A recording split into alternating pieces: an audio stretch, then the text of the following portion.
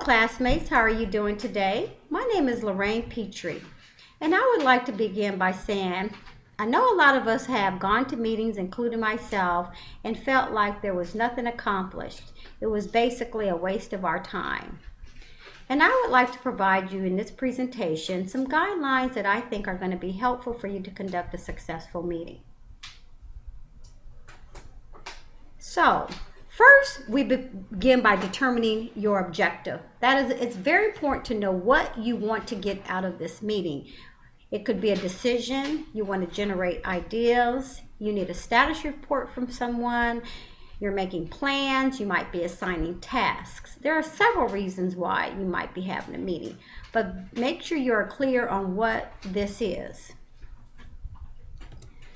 The next thing you need to consider once you determine what your objective is the platform that's going to be most appropriate. It could be either face-to-face or a virtual platform. A face-to-face meeting is most appropriate when you need to build strong bonds, have meaningful relationships. You may need to read nonverbal communication. It can make more for timely and complex decisions. And also it can create a more cohesive and trustworthy environment. But unfortunately, this might not be available for everyone. So you would need to consider doing a virtual platform because of maybe travel, hotel expenses, and people might not be able to allocate the time necessary to get to and from the meeting.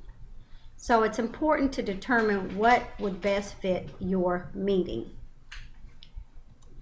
And once you have determined that, it's time to prepare the agenda. The agenda needs to be very clear and focused. You need to have the date, time, place, and the platform on what is going to be conducted. Obviously, the attendees. And you need to determine the topics. And these topics need to be timed and done in a sequence in order of importance.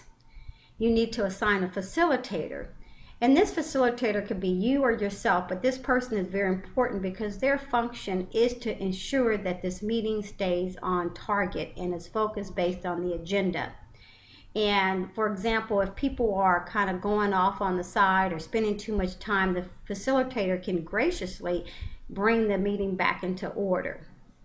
And you also need a record keeper that I'll discuss on the next slide. Once you've prepared the agenda, you need to distribute it to the attendees in a timely manner. This is very important because your attendees might be expected to have input on what your topics are about, meaning they need to be prepared. And if you don't give them ample time to prepare and research what they need to come with, they could not be able to answer what you need, which ultimately means that your meeting is not going to be very productive. Also, you don't want to put people on the spot and embarrassing them by them not being able to answer their questions. So, you need to ensure that you have sent this out in a timely manner. The next thing, after you've conducted your meeting, it's important to write your minutes, which is basically the meeting summary, and it could be your official record of the meeting and the outcome of the meeting, meaning who attended the meeting, any decisions or solutions were made, if there were action items, the responsible person for the action items, the date for completion of these action items. So after you have written your minutes, it's important to distribute them to the attendees and any stakeholders that need to be aware of what happened in the meeting. And this needs to be distributed in a timely manner within a couple of days. You don't want to wait too long before you send out the minutes. And this is also going to add some credibility to your meeting and make people aware of what was the outcome of the meeting.